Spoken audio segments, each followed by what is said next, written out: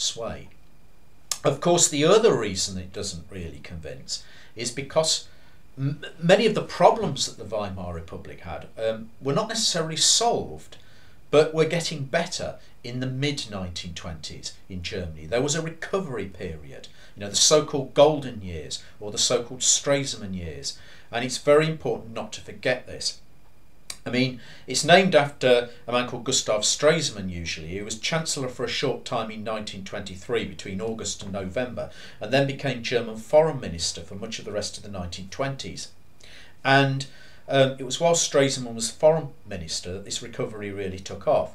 For a start, you had the Americans stepping in and agreeing in 1924 to this idea called the Dawes Plan, later updated by the Young Plan in 1929, which scaled down the reparations and which also allowed the Germans to have large amounts of American loans to help their economy recover, which Weimar governments proceeded to spend not only on the welfare state but on pumping into industry in the form of investment. Then, of course, in addition, you had the introduction of the Rentenmark at the end of 1923, a new currency which stabilised the hyperinflation situation, and the Rentenmark didn't inflate in the same way as the mark had done. So that was a recovery. Add to that the recovery of the foreign policy of the Weimar Republic under Stresemann. The Locarno Pact was made in 1925, which secured Germany's western border and got the French out of the Ruhr. The French had been occupying the Ruhr since 1923 because a chancellor called Wilhelm Kuno had been pursuing a policy of passive resistance and not paying the reparations properly. Well, the Locarno Pact got the French out of the Ruhr. And, at the end, the culmination of all this is that in 1928's election, the Nazis, who had reformed in 1925 after Hitler was released from Landsberg Fortress, where he'd been in prison, because of the Munich Putsch. The election of 1928 saw the Nazis only get 12 seats in the Reichstag, 2.6% of the vote, which is tiny, and it looked like the Nazi movement was getting nowhere. They actually got less seats in 1928, 12, than they got in 1924's election, when Hitler was in prison, when they got 14 seats. So the idea that the Nazis were on a roll from the early years of the Weimar Republic is just not true. And add to that, there are things that people forget, such as like in 1922, when the Weimar Republic's Jewish foreign minister, Walthe Rathenau, was assassinated by some right-wing extremists. 700,000 people demonstrated in the streets of Berlin in 1922 against the assassination, in memory of the Weimar Republic's Jewish foreign minister, Walthe Rathenau. So again, the idea that the far right is just on this kind of roller coaster roll from the birth of the Weimar Republic, because the German people don't like democracy and hate the Treaty of Versailles, is a myth. It just doesn't match the facts. So what did cause the downfall of the Weimar Republic? Well, you have to look at the events after 1929, and of course the big event in October 1929 in America was the Wall Street crash, which triggered an international depression, a massive slump in international trade, and of course the American banks withdrew their loans, or recalled their loans from Germany that had been given in the Dawes and Young Plan, and the German economy then started to nosedive. Now, why is it that the depression is the key to the collapse of the Weimar Republic?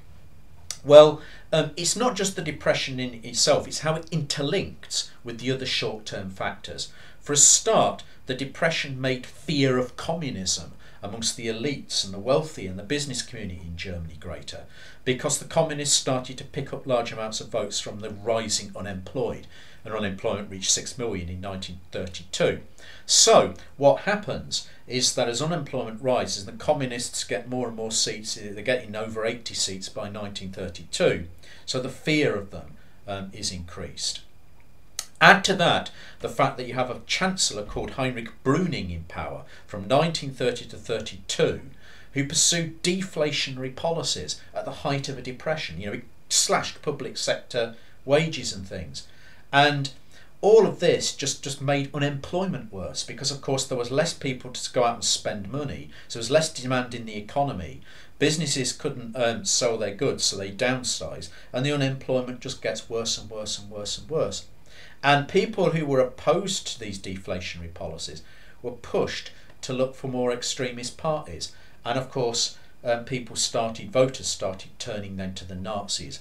The Nazis made their electoral breakthrough in 1930 when they got 107 seats and became the second largest party in the Reichstag. And then in July 1932, in that election, they became the largest party in the Reichstag. What also happened in the later years, the other problem with the elites, is they started abusing the democratic system to keep a grip on power. People like the new president, President Hindenburg, who'd been elected in 1925, he used his emergency powers from 1930 onwards to prop up Bruning's minority government that hardly anyone voted for. Then you later had a chancellor replace Bruning called Franz von Papen, who created an elitist cabinet of barons, as it's nicknamed, which was completely unrepresentative of the people that the German people were then voting for. Democracy in Germany didn't die in 1933, it died in 1930 when Hindenburg started using those emergency powers to prop up undemocratic governments. So, the Nazis were voted for because of the desperate situation created by the Depression. They did have a broad set of promises that they pitched at different social groups. They were the first party to actually appeal to the German farmers in large numbers by promising to help them repay their debts and promising them government grants. But ultimately, the reason for the Weimar Republic's collapse, the two main reasons, are a catastrophic failure amongst the German elites to defend democracy, combined with the effects of the Depression on hyping up fear of communism and making people turn to extremist parties like the Nazis. The best book on this, I think, still remains Weimar and the Rise of Hitler by A.J. Nichols. There it is there. Anyway, thanks for listening.